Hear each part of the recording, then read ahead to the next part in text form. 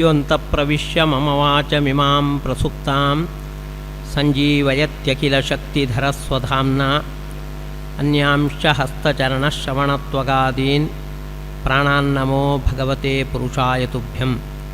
ಯಸ್ಮಾತ್ ಬ್ರಹ್ಮೇಂದ್ರ ರುದ್ರಾದಿದೇವತಾನಾಂ ಶ್ರೇಯೋಪಿ ಚ ಜ್ಞಾನಸ್ಫೂರ್ತಿಃ ಸದಾ ತಸ್ಮೈ ಹರಯೇ ಗುರವೇ ನಮಃ. ಸರ್ವವಾಗೀಶ್ವರೋ ವಿಷ್ಣುಃ ಸ್ತ್ರೀರೂಪೋ ಮಾಂ ಸುವಾದಯೇತ್. ಅಭ್ರಮಂ ಭಂಗರಹಿತಂ ಅಜಡಂ ವಿಮಲಂ ಸದಾ ಆನಂದತೀರ್ಥಮತುಲಂ ಭಜೆ ತಾಪತ್ರಯಾಪಹಂ. ಭವತಿ ಯದನುಭಾವಾದೇಡಮೂಕೋಪಿ ವಾಗ್ಮೀ ಜಡಮತಿರಪಿ ಜಂತುಃ ಜಾಯತೆ ಪ್ರಾಜ್ಞಮೌಲಿಃ. ಸಕಲವಚನಚೇತೋ ದೇವತಾ ಭಾರತೀ ಸಾ ಮಮ ವಚಸಿ ನಿಧತ್ತಾಂ ಸನ್ನಿಧಿಂ ಮಾನಸೇ ಚ. ಪೂರ್ಣಾನನ್ಯಸುಖೋದ್ಭಾಸಿ ಮಂದಸ್ಮಿತಮಧೀಶಿತುಃ ಗೋವಿಂದಸ್ಯ ಸದಾ ಚಿಂತ್ಯಂ ನಿತ್ಯಾನಂದಪದಪ್ರದಂ. ಜನ್ಮಾದ್ಯಸ್ಯ ಯತೋನ್ಮಯಾತ್ ಇತರತಶ್ಚಾರ್ಥೇಷ್ವಭಿಜ್ಞಸ್ವರಾಟ್ ತೇನೇ ಬ್ರಹ್ಮಹೃದಾಯ ಆದಿಕವಯೇ ಮುಖ್ಯಂತಿ ಯಂ ಸೂರಯಃ.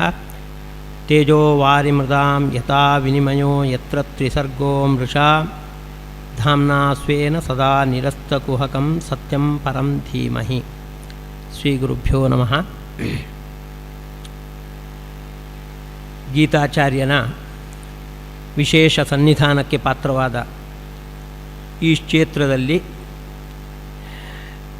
ಭಾಗವತದ ಚಿಂತನೆಗಾಗಿ ಸೇರಿರ್ತಕ್ಕಂತಹ ಆಧ್ಯಾತ್ಮಿಕ ಸಾಧಕರನ್ನು ವಿಶೇಷವಾಗಿ ಅಭಿನಂದಿಸಿ, ಭಾಗವತದಲ್ಲಿ ಬಂದಿರತಕ್ಕಂತಹ ಭಗವದ್ಭಕ್ತರು ಈ ವಿಷಯವಾಗಿ ಚಿಂತನೆ ನಡೆಸಲು ತೊಡಗ್ತಾ ಇದ್ದೇನೆ. ಭಾಗವತಕ್ಕೆ ಭಾಗವತ ಅನ್ನುವ ಹೆಸರು ಬಂದಿರುವುದು 3 ಕಾರಣಗಳಿಗಾಗಿ. ಒಂದು, ಭಗವಂತನ ಮೂಲ ರೂಪ ಹಾಗೂ ಅವತಾರ ರೂಪಗಳು ಇವುಗಳ ಪ್ರಸ್ತಾವ ಭಾಗವತದಲ್ಲಿದೆ, ಹಾಗಾಗಿ ಅದಕ್ಕೆ ಭಾಗವತ ಅಂತ ಹೆಸರು. ಮತ್ತೊಂದು, ಭಗವದ್ಭಕ್ತರು ಅವರು ಕೂಡ ಭಾಗವತರು, ಭಗವಂತನಿಗೆ ಸಂಬಂಧಪಟ್ಟಿರ್ತಕ್ಕಂಥವರು, ಭಗವಂತನ ವಿಶೇಷ ಆದರಕ್ಕೆ ಪ್ರೀತಿಗೆ ಪಾತ್ರರಾಗಿರ್ತಕ್ಕಂಥವರು, ಅವರ ಚರಿತ್ರೆ ಬರುತ್ತೆ. ಆದುದರಿಂದಲೂ ಕೂಡ ಭಾಗವತ ಅಂತ ಅನಿಸುತ್ತೆ. ಮತ್ತೊಂದು, ಧರ್ಮ ಪ್ರೋಜ್ಜಿತ ಕೈತವೋತ್ರ ಪರಮೋ ಅಂತ ತಿಳಿಸಿದ ಹಾಗೆ ಭಗವಂತನ ಪ್ರೀತಿಗೆ ಪಾತ್ರವಾಗಿರ್ತಕ್ಕಂತಹ ಮೌಲ್ಯಗಳು, ಆಧ್ಯಾತ್ಮಿಕ ಮೌಲ್ಯಗಳು, ಭಕ್ತಿ, ವೈರಾಗ್ಯ ಮುಂತಾಗಿರ್ತಕ್ಕಂತಹ ಆಧ್ಯಾತ್ಮಿಕ ಮೌಲ್ಯಗಳ ನಿರೂಪಣೆ ನಡೆಯುತ್ತೆ. ಅವುಗಳು ಕೂಡ ಭಾಗವತ, ಯಾಕೆಂದರೆ ಭಗವಂತನ ಪ್ರೀತಿಗೆ ಪಾತ್ರವಾದವುಗಳು.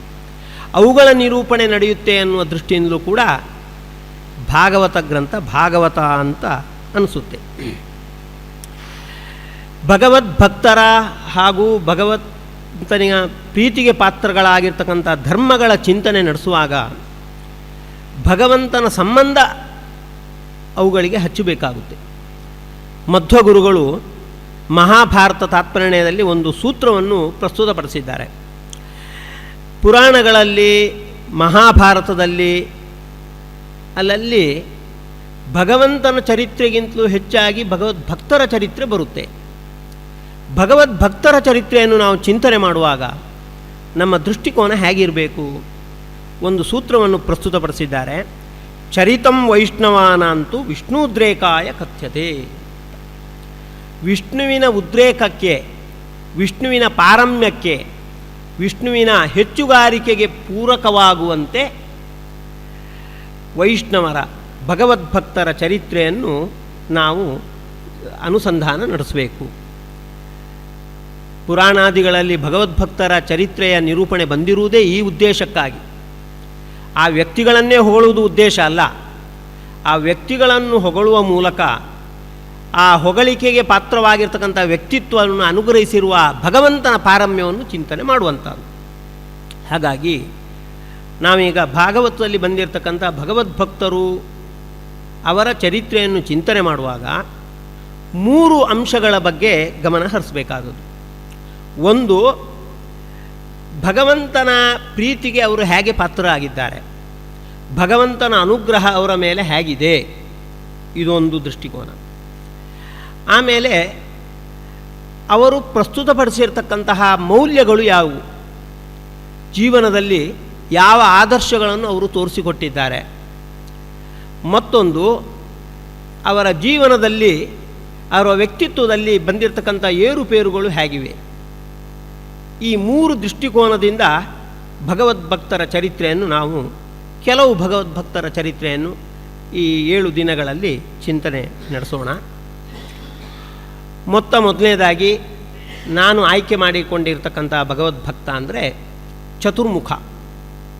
ಚತುರ್ಮುಖ ಬ್ರಹ್ಮ.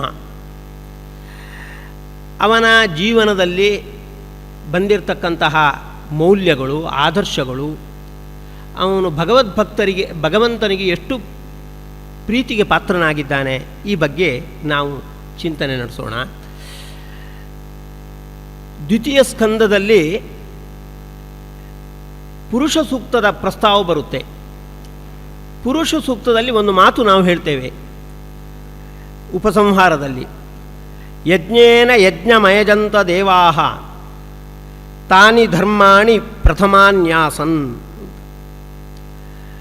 ದೇವತೆಗಳು ಯಜ್ಞದ ಮೂಲಕ ಯಜ್ಞನನ್ನು ಆರಾಧನೆ ಮಾಡಿದರು. ಆ ಆರಾಧನೆ ಅನ್ನುವುದು ಶ್ರೇಷ್ಠ ಧರ್ಮವಾಯಿತು ಅಂತ ಅದರಲ್ಲಿ ಬರುತ್ತೆ. ಇದರ ಮೇಲೆ 2 ಸಂದೇಹಗಳು ಸಹಜವಾಗಿ ಬರುವಂಥದ್ದು.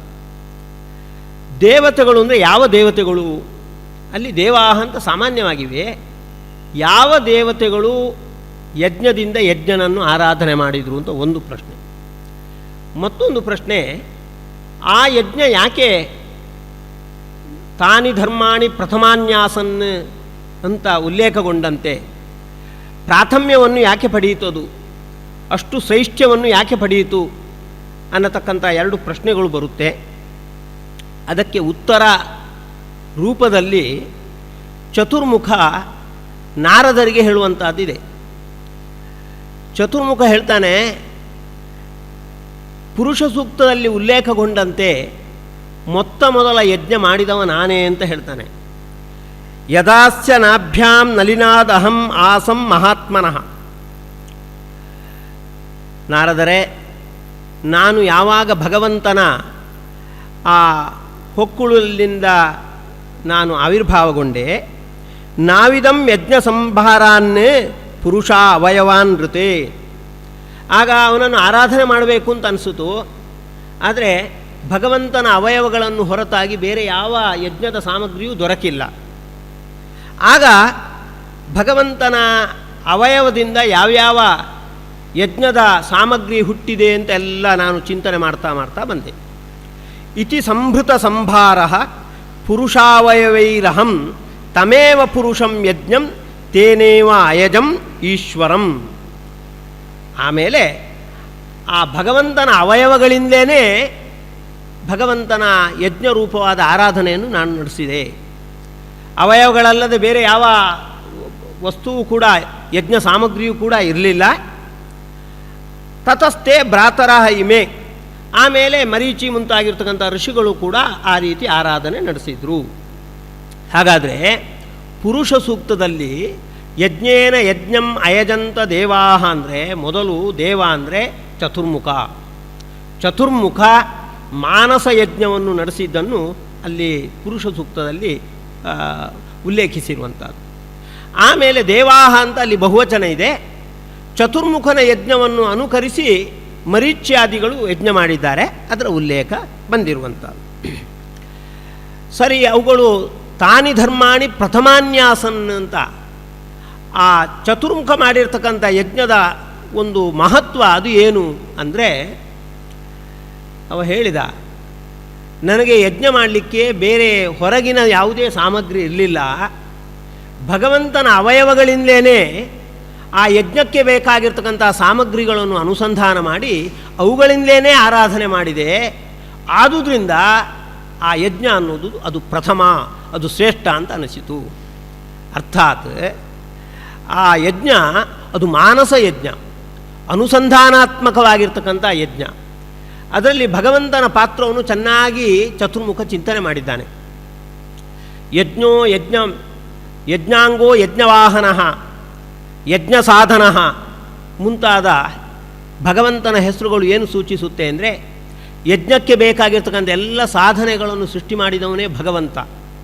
ಅದು ವಿಶೇಷವಾಗಿ ಸೂಕರ ರೂಪದಲ್ಲಿ ಭಗವಂತ ತನ್ನ ಅಂಗಾಂಗಗಳಿಂದ ಯಜ್ಞಕ್ಕೆ ಬೇಕಾಗಿರ್ತಕ್ಕಂತಹ ದರ್ಬೆ, ಸಮಿತ್ತು, ತುಪ್ಪ ಮುಂತಾದವನ್ನೆಲ್ಲ ಸೃಷ್ಟಿ ಮಾಡಿದಂಥ ಭಾಗವತದಲ್ಲಿ ಮುಂದೆ ಬರುತ್ತೆ. ಹಾಗಾಗಿ ನಾವು ಯಜ್ಞ ಮಾಡುವಾಗ ಆ ಯಜ್ಞದ ಸಾಧನೆಗಳು ಅದು ಭಗವಂತನ ಅವಯವಗಳಿಂದ ನಿರ್ಮಿತವಾದವುಗಳು ಅನ್ನುವ ಎಚ್ಚರಿಕೆ ನಮಗೆ ಇರಬೇಕು. ಚತುರ್ಮುಖ ಒಳ್ಳೆಯ ಅನುಸಂಧಾನದಿಂದ ಏನೇನು ನಾನು ಯಜ್ಞಕ್ಕೆ ಸಾಮಗ್ರಿಯಾಗಿ ಬಳಸ್ತಾ ಇದ್ದೇನೆಯೋ ಅವೆಲ್ಲ ಭಗವಂತನ ಅವಯವಗಳಿಂದಲೇ ನಿರ್ಮಿತವಾದವುಗಳು, ಭಗವಂತನ ಅವಯವಗಳನ್ನು ಆಶ್ರಯಿಸಿಕೊಂಡಿರುವಂಥದ್ದು. ಈ ರೀತಿಯಾಗಿ ಆ ಸೂಕರಾಭಿನ್ನನಾಗಿರ್ತಕ್ಕಂಥ ವಿರಾಟ್ ರೂಪ ಪರಮಾತ್ಮನ ಅವಯವಗಳಲ್ಲಿ ಆ ಯಜ್ಞಕ್ಕೆ ಬೇಕಾಗಿರ್ತಕ್ಕಂತಹ ಸಾಮಗ್ರಿಗಳನ್ನೆಲ್ಲ ಅನುಸಂಧಾನ ಮಾಡಿ ಅವ ಯಜ್ಞವನ್ನು ನಡೆಸಿದ್ದಾನೆ. ಹಾಗಾಗಿ ಆ ಯಜ್ಞ ಶ್ರೇಷ್ಠ ಅಂತ ಆಗಿದೆ. ಅರ್ಥಾತ್ ನಾವು ಕೂಡ ಯಜ್ಞ ಅಥವಾ ಪೂಜೆ ಮುಂತಾದವುಗಳನ್ನು ಮಾಡುವಾಗ ಅದಕ್ಕೆ ಏನು ಸಾಮಗ್ರಿಗಳನ್ನು ಬಳಸಿಕೊಂಡಿರ್ತೇವೆ, ಆ ಸಾಮಗ್ರಿ ನಾವು ಸಂಪಾದಿಸಿದ ಸಾಮಗ್ರಿ ಆಗಿರ್ಬೋದು, ಆದರೆ ಭಗವಂತನಿಂದ ನಿರ್ಮಾಣಗೊಂಡ ಸಾಮಗ್ರಿಗಳು. ಸೂಕರ ರೂಪಿ ಪರಮಾತ್ಮ ಅವ ತನ್ನ ಭೂಮಿಯನ್ನು ಉದ್ಧಾರ ಮಾಡಿ ತನ್ನ ಮೈಯನ್ನು ಒಮ್ಮೆ ಕೊಡವಿಕೊಂಡಂತೆ. ಆಗ ಅವನ ರೋಮಗಳಿಂದ ದರ್ಬೆ ಹುಟ್ಟಿಕೊಂಡಿತು. ಹಾಗೆ ಬೇರೆ ಬೇರೆ ಅಂಗಗಳಿಂದ ಯಜ್ಞಕ್ಕೆ ಬೇಕಾಗಿರ್ತಕ್ಕಂಥ ಬೇರೆ ಬೇರೆ ಸಾಮಗ್ರಿಗಳೆಲ್ಲ ಹುಟ್ಟಿಕೊಂಡಿತು ಅಂತ. ಹಾಗಾಗಿ ಪ್ರಭಾಸಕ್ಕೆ ಬರ್ಹಿಷ್ಮತಿ ಅಂತ ಹೆಸರು ಬಂದಿದೆ ಅಂತ ಭಾಗವತ ಉಲ್ಲೇಖ ಮಾಡು. ಈ ರೀತಿ ಯಜ್ಞಕ್ಕೆ ಬಳಸ್ತಕ್ಕಂತಹ ಪ್ರತಿಯೊಂದು ಸಾಮಗ್ರಿಯೂ ಕೂಡ ಸೂಕರ ರೂಪಿ ಪರಮಾತ್ಮನ ಅಂಗಾಂಗಗಳಿಂದ ನಿರ್ಮಾಣಗೊಂಡಿರುವಂಥದ್ದು. ಆದುದರಿಂದ ನಾವು ಯಜ್ಞಕ್ಕೆ ಆ ಸಾಮಗ್ರಿಗಳನ್ನು ವಿನಿಯೋಗಿಸಿಕೊಳ್ಳುವಾಗ ಈ ಎಚ್ಚರಿಕೆಯನ್ನು ನಾವು ತಂದುಕೊಳ್ಬೇಕಾದದ್ದು. ಚತುರ್ಮುಖ ಆ ರೀತಿ ಒಳ್ಳೆಯ ಅನುಸಂಧಾನದಿಂದ ನಾನು ಏನು ಯಜ್ಞನಾಮಕ ಭಗವಂತನನ್ನು ಆರಾಧನೆ ಮಾಡ್ತಾ ಇದ್ದೇನೆ, ಅದಕ್ಕೆ ವಿನಿಯೋಗಿಸಿಕೊಳ್ಳತಕ್ಕಂಥ ಏನು ಸಾಧನಗಳು ಅದು ಯಜ್ಞನ ಅಂಗಗಳಿಂದಲೇ ಉಂಟಾದವುಗಳು, ಯಜ್ಞನ ಅಂಗಗಳನ್ನು ಆಶ್ರಯಿಸಿಕೊಂಡಿರುವವುಗಳು, ಅವುಗಳಿಂದ ನಾನು ಆರಾಧನೆ ಮಾಡ್ತಾ ಇದ್ದೇನೆ ಎನ್ನುವ ಅನುಸಂಧಾನದಿಂದ ಯಜ್ಞವನ್ನು ಮಾಡಿದ. ಹಾಗಾಗಿ ತಾನಿ ಧರ್ಮಾಣಿ ಪ್ರಥಮಾನ್ಯಾಸನ್ ಅಂತ ಪುರುಷ ಸೂಕ್ತ ಆ ಯಜ್ಞಕ್ಕೆ ಬಹಳ ಒಂದು ಪ್ರಾಶಸ್ತ್ಯವನ್ನು ಕೊಟ್ಟಿದೆ. ಅದು ಪ್ರಥಮವಾದ ಧರ್ಮ, ಶ್ರೇಷ್ಠವಾದ ಧರ್ಮ ಅಂತ ಹೇಳಿದೆ ಅಂತ ತಿಳ್ಕೊಳ್ಬೇಕಾದದ್ದು. ಇದರಿಂದ ಆ ಚತುರ್ಮುಖನ ಈ ರೀತಿಯ ಒಂದು ಆರಾಧನೆಯಿಂದ ನಾವು ಕೂಡ ಯಜ್ಞಾದಿಗಳನ್ನು ಆಚರಿಸುವಾಗ ಯಾವ ರೀತಿ ಅನುಸಂಧಾನವನ್ನು ಅಳವಡಿಸಿಕೊಳ್ಬೇಕು ಅನ್ನುವುದಕ್ಕೆ ಬೆಳಕು ಚೆಲ್ಲಲ್ಪಟ್ಟಂತಾಗುತ್ತೆ. ಅದೇ ಸಂದರ್ಭದಲ್ಲಿ ಚತುರ್ಮುಖ ನಾರದರ ಎದುರು ಒಂದು ಮಾತನ್ನು ಹೇಳ್ತಾನೆ. ತನ್ನ ಹೆಗ್ಗಳಿಕೆ, ತನ್ನ ಸಾಧನೆಯ ಮಹತ್ವವನ್ನು ಸಾರ್ತಾ ಇದ್ದಾನೆ. ನ ಭಾರತೀಮೇಂಗ ಮೃಷೋಪಲಕ್ಷತೆ ನ ಕರ್ಹಿಚಿನ್ಮೇ ಮನಸೋ ಮೃಷಾಗತಿ. ಚತುರ್ಮುಖ, ನನ್ನ ಮಾತು ಎಂದೂ ವ್ಯರ್ಥ ಆಗುವುದೇ ಇಲ್ಲ, ನನ್ನ ಮನಸ್ಸು ಎಂದೂ ಕೂಡ ವ್ಯರ್ಥವಾಗಿ ಬೇರೆ ಕಡೆ ಹೊರಳುವುದೇ ಇಲ್ಲ. ವ್ಯರ್ಥವಾಗಿ ಮಾತು ಹೊರಹೊಮ್ಮುವುದು ಅಂದರೆ ಏನರ್ಥ? ಭಗವಂತನ ಪ್ರಸ್ತಾವ ಇಲ್ಲದಿದ್ದರೆ ಆ ಮಾತು ವ್ಯರ್ಥ ಅಂತಲೇ ಅರ್ಥ. ಉದ್ಧವ ಗೀತೆಯಲ್ಲಿ ಕೃಷ್ಣ ಅದನ್ನು ಸ್ಪಷ್ಟಪಡಿಸ್ತಾನೆ. ಆ ಅಭಿಪ್ರಾಯದಲ್ಲಿ ಚತುರ್ಮುಖ ಹೇಳ್ತಾನೆ, ತನ್ನ ಬಾಯಿಂದ ಏನಾದರೂ ಮಾತು ಬಂತು ಅಂತಾದರೆ ಅದರಲ್ಲಿ ಭಗವಂತನ ಪ್ರಸ್ತಾವ ಇದೆ ಅಂತಲೇ ಅರ್ಥ. ವ್ಯರ್ಥ ಮಾತನ್ನು ಚತುರ್ಮುಖ ಎಂದೂ ಆಡುವುದಿಲ್ಲ, ವ್ಯರ್ಥವಾಗಿ ಎಂದೂ ಚಿಂತನೆ ಮಾಡುವುದೇ ಇಲ್ಲ. ಮನಸ್ಸಿನಿಂದ ಏನಾದರೂ ಚಿಂತನೆ ಮಾಡಿದರೆ ಅದರಲ್ಲಿ ಭಗವಂತನ ಪ್ರಸ್ತಾವ ಇದ್ದೇ ಇರುತ್ತೆ. ನಮೇ ಹೃಷಿಕಾಣಿ ಪತಂತ್ಯಸತ್ಪಥೇ. ಯಾವುದೇ ಇಂದ್ರಿಯಗಳು, ಬರೇ ಮನಸ್ಸು ಮತ್ತು ವಾಗೇಂದ್ರಿಯ ಮಾತ್ರ ಅಲ್ಲ, ಬೇರೆ ಎಲ್ಲ ಕರ್ಮೇಂದ್ರಿಯಗಳು, ಜ್ಞಾನೇಂದ್ರಿಯಗಳು ಕೂಡ ಕೆಟ್ಟ ಮಾರ್ಗದಲ್ಲಿ ಹೋಗುವುದೇ ಇಲ್ಲ. ಹೀಗೆ ಒಳ್ಳೆಯ ಇಂದ್ರಿಯ ನಿಗ್ರಹ ಮತ್ತು ಮನೋನಿಗ್ರಹವನ್ನು ಪಡ್ಕೊಂಡವ ನಾನು ಅಂತ ಚತುರ್ಮುಖ ಹೇಳ್ತಾ ಇದ್ದಾನೆ. ಇದು ಆತ್ಮಪ್ರಶಂಸೆ ಆಗುವುದಿಲ್ವೇನೋ? ತನ್ನನ್ನು ತಾನು ಹೊಗಳಿಕೊಳ್ಳುವಂಥದ್ದು. ಆತ್ಮಪ್ರಶಂಸೆಯನ್ನು ಶಾಸ್ತ್ರದಲ್ಲಿ ಆತ್ಮಹತ್ಯೆಗೆ ಸಮಾನ ಅಂತ ಪರಿಗಣನೆ ಮಾಡಿದ್ದಾರೆ. ಕೃಷ್ಣನೇ ಒಂದು ಸಂದರ್ಭದಲ್ಲಿ ಹೇಳ್ತಾನೆ, ವಧೋ ಗುರುಣಾಂ ತ್ವಂಕಾರ ಸ್ವಪ್ರಶಂಸೆಯವ ಚಾತ್ಮನಃ ಅಂತ. ಹಿರಿಯರನ್ನು ಅಂತ ಅವಮಾನ ಮಾಡಿದರೆ ಅದು ಹಿರಿಯರ ಹತ್ಯೆ ಮಾಡಿದಂತೆ ಅಂತ. ಅದರಂತೆ ತನ್ನನ್ನು ತಾನು ಹೊಗಳಿಕೊಂಡ್ರೆ ಅದು ಆತ್ಮಹತ್ಯೆ ಮಾಡಿದಂತೆ ಅಂತ ಕೃಷ್ಣ ಒಂದು ಸಂದರ್ಭದಲ್ಲಿ ಹೇಳಿದ್ದಿದೆ. ಚತುರ್ಮುಖ ದೇವರು ಹೀಗೆ ಸ್ವಪ್ರಶಂಸೆ ಮಾಡ್ತಾ ಇದ್ದಾರೆ. ನ ಭಾರತೀ ಮೇಂಗ ಮೃಷೋಪಲಕ್ಷತೆ, ನನ್ನ ಮಾತು ಎಂದೂ ವ್ಯರ್ಥವಾಗುವುದಿಲ್ಲ, ನನ್ನ ಮನಸ್ಸು ಎಂದೂ ಕೆಟ್ಟ ಕಡೆಗೆ ಹೋಗುವುದಿಲ್ಲ, ಹೀಗೆಲ್ಲ ಹೊಗಳ್ಕೊಳ್ತಾ ಇದ್ದಾರೆ. ಅಂದರೆ 4ನೇ ಚರಣದಲ್ಲಿ ಅದಕ್ಕೆ ಸಮಾಧಾನ ದೊರಕುವಂತೆ ಚತುರ್ಮುಖ ದೇವರು ಹೇಳ್ತಾರೆ, ಯನ್ಮೇ ಹೃದಯ ಔತ್ಕಂಠವತ ಧೃತೋ ಹರಿಹಿ. ಯಾಕೆ ಈ ರೀತಿಯ ಒಂದು ಸಾಧನಾ ಕೌಶಲ ತನ್ನಲ್ಲಿ ಹೇಗೆ ಬಂದಿದೆ ಅಂದರೆ, ಔತ್ಕಂಠವತ ಹೃದಯ ಯತ್ ಮೇ ಧೃತೋ ಹರಿಹಿ, ಪರಮಾತ್ಮನನ್ನು ನನ್ನ ಹೃದಯದಲ್ಲಿ ಪ್ರೀತಿಪೂರ್ವಕವಾಗಿ ನಾನು ಪ್ರತಿಷ್ಠೆ ಮಾಡಿಕೊಂಡಿದ್ದೇನೆ. ಪರಮಾತ್ಮ ನನ್ನ ಹೃದಯದಲ್ಲಿದ್ದಾನೆ, ಹಾಗಾಗಿ ಅವನ ಅನುಗ್ರಹದಿಂದಾಗಿ ನನ್ನ ಮಾತು ಎಂದೂ ವ್ಯರ್ಥ ಆಗುವುದಿಲ್ಲ, ಮನಸ್ಸು ಕೆಟ್ಟದನ್ನು ಚಿಂತನೆ ಮಾಡುವುದಿಲ್ಲ, ಬೇರೆ ಯಾವುದೇ ಇಂದ್ರಿಯಗಳು ಕೆಟ್ಟ ಮಾರ್ಗಕ್ಕೆ ಹೋಗುವುದಿಲ್ಲ. ಇದು ನನ್ನ ಒಂದು ಮಹಿಮೆಯಿಂದ ಅಲ್ಲ. ಯನ್ಮೇ ಹೃದಯ ಔತ್ಕಂಠವತ ಧೃತೋ ಹರಿಹಿ, ಪರಮಾತ್ಮನನ್ನು ನಾನು ಹೃದಯದಲ್ಲಿ ಧಾರಣೆ ಮಾಡಿಕೊಂಡಿದ್ದರಿಂದಾಗಿ ಅವನ ಅನುಗ್ರಹದಿಂದ ಈ ರೀತಿಯ ಒಂದು ಸಾಧನಾ ನೈಪುಣ್ಯ ನನ್ನಲ್ಲಿ ಬಂದಿದೆ ಅಂತ ಚತುರ್ಮುಖ ಹೇಳ್ತಾ ಇದ್ದಾನೆ. ಇದನ್ನು ನಾವು ಗಮನಿಸಬೇಕಾದದ್ದು. ಸ್ವಪ್ರಶಂಸೆಯೂ ಕೂಡ ಸ್ವತಂತ್ರನಾದ ಭಗವಂತನ ಪ್ರಶಂಸೆಯಾಗಿ ಪಾಲ್ಗೊಳ್ಳುತ್ತೆ. ಕೆಲವೊಮ್ಮೆ ಅನಿವಾರ್ಯವಾಗಿ ನಮ್ಮ ಸಾಧನೆಗಳನ್ನು ಯಾರೋ ನಮ್ಮ ಎದುರು ಹೊಗಳ್ತಾ ಇರ್ತಾರೆ, ಅನಿವಾರ್ಯವಾಗಿ ನಾವು ಆ ಹೊಗಳಿಕೆಯನ್ನು ಕೇಳ್ತಾ ಇರಬೇಕಾಗುತ್ತೆ. ಆಗ ಅದಕ್ಕೆ ಭಗವಂತನ ನಂಟು ಹಚ್ಚಿಬಿಡಬೇಕು.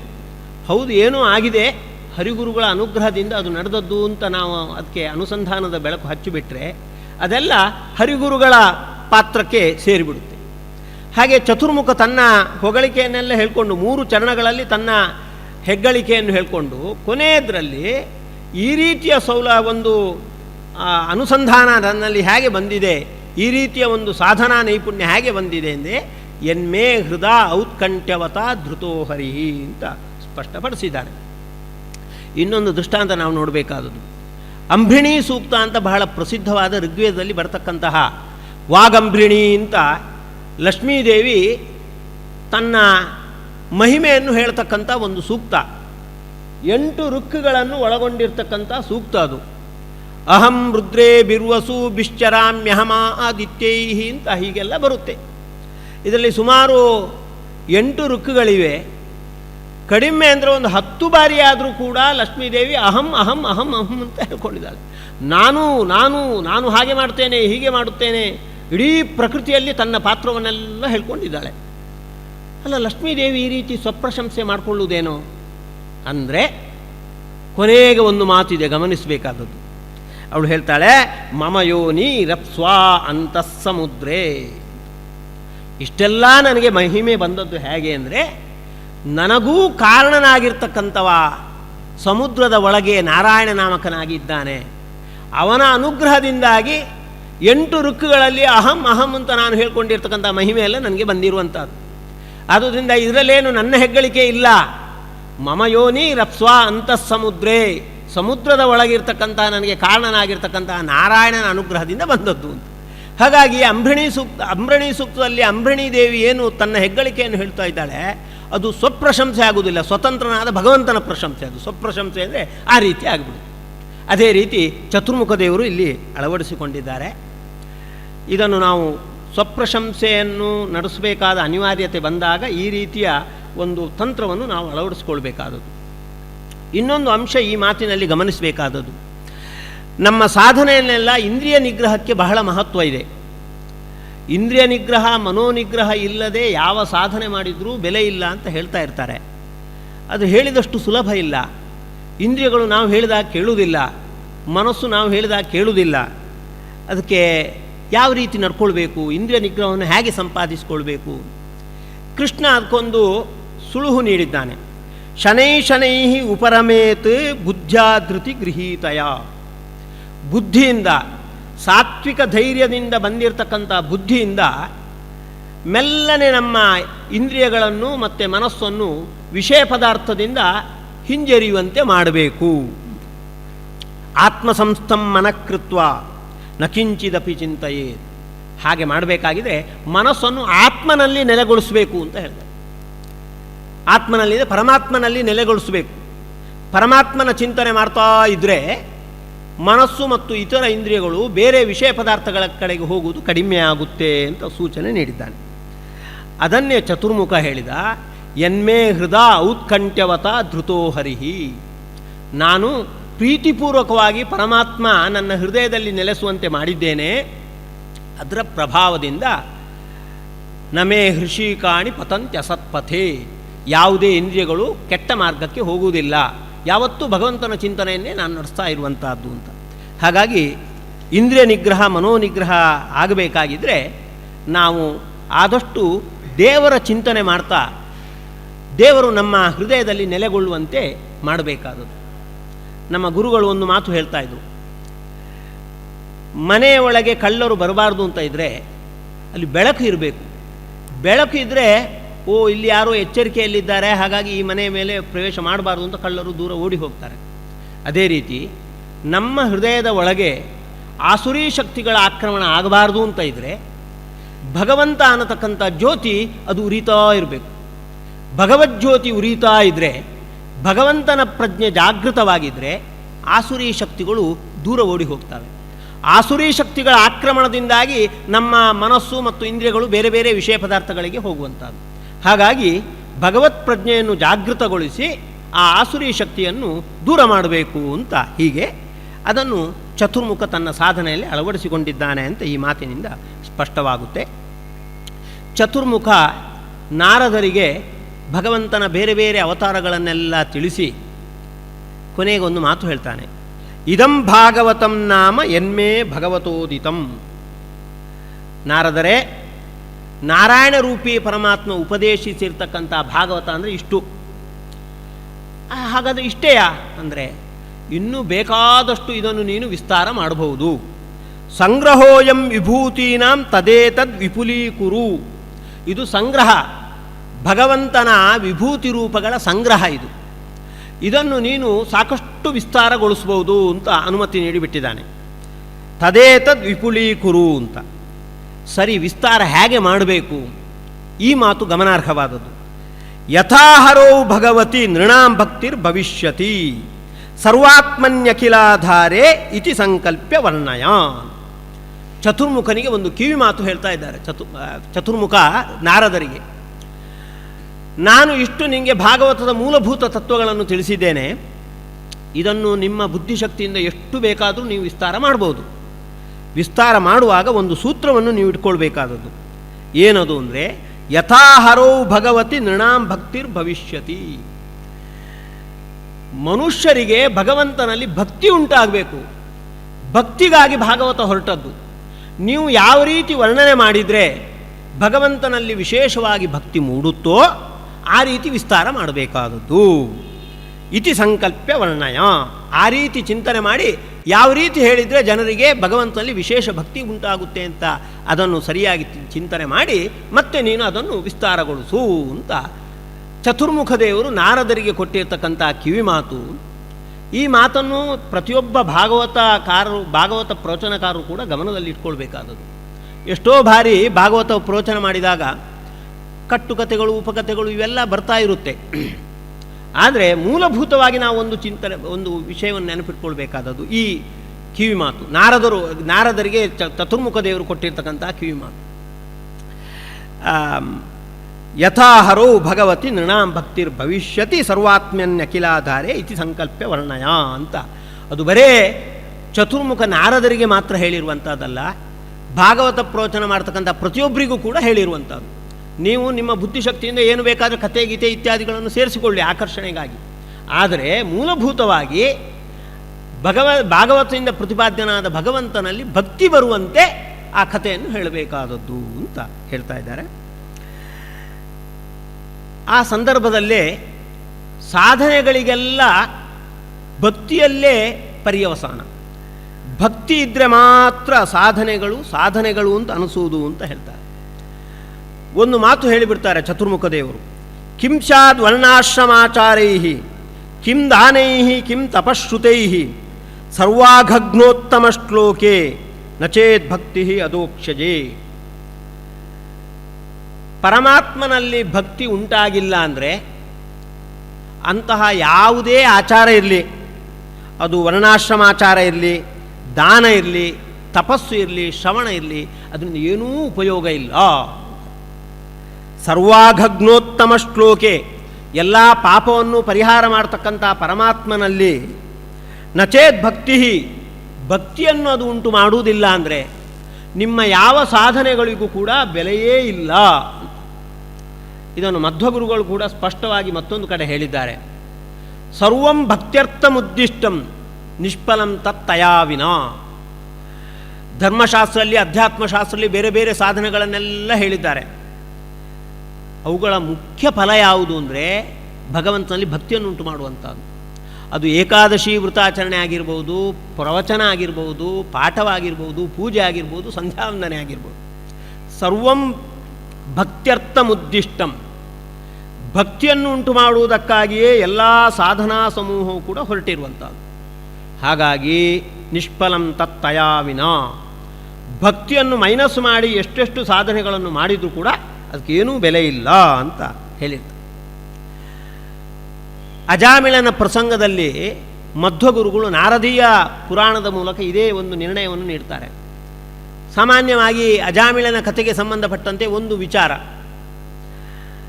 ಯಾವುದೇ ಒಂದು ಉದ್ದೇಶದಿಂದ ಭಗವಂತನ ನಾಮ ಸಂಕೀರ್ತನೆ ಮಾಡಿದರೂ ಕೂಡ ಪುಣ್ಯ ಬರುತ್ತೆ. ಅಜಾಮಿಳ ತನ್ನ ಮಗನನ್ನು ನಾರಾಯಣ ಅಂತ ಕರೀಲಿಕ್ಕೆ ಹೊರಟ, ಅದರ ಪ್ರಭಾವದಿಂದೇನೆ ಯಮನ ಕಿಂಕರರು ಅವನನ್ನು ಕರ್ಕೊಂಡು ಹೋಗಬೇಕು ಅಂತ ಬಂದಿದ್ದರು, ಆದರೆ ಅವರು ದೂರ ಹೋಗಿಬಿಟ್ರು ಅಂತ ಹೀಗೊಂದು ಪ್ರಸಿದ್ಧಿ. ಆದರೆ ಅದೇ ಸಂದರ್ಭದಲ್ಲಿ ಆಚಾರ್ಯರು ನಾರದೀಯ ಪುರಾಣವನ್ನು ಉಲ್ಲೇಖ ಮಾಡಿ ಹೇಳ್ತಾ ಇದ್ದಾರೆ, ಸರ್ವತಾಘಾರಂ ವಿಷ್ಣೋ ನಾಮ ತದ್ಭಕ್ತಿಪೂರ್ವಕಂ. ನೋಡಿ, ಭಗವಂತನ ನಾಮ ಅದು ಪಾಪ ಪರಿಹಾರಕ ಯಾವಾಗ ಆಗುವುದು ಅಂದರೆ ತದ್ಭಕ್ತಿಪೂರ್ವಕಂ ಚೇದೇವ, ಭಕ್ತಿಪೂರ್ವಕವಾಗಿ ಉಚ್ಚರಿಸಲ್ಪಟ್ಟಾಗ ಮಾತ್ರ ಅದು ಪಾಪ ಪರಿಹಾರಕವಾಗುತ್ತೆ. ಅದು ಬಿಟ್ಟು ತದ್ಭಕ್ತಿಪೂರ್ವಕಂ ಅಭಕ್ತ್ಯೋದಾಹೃತಂ ನೈವ ಫಲದಾತೃ ಭವಿಷ್ಯತಿ.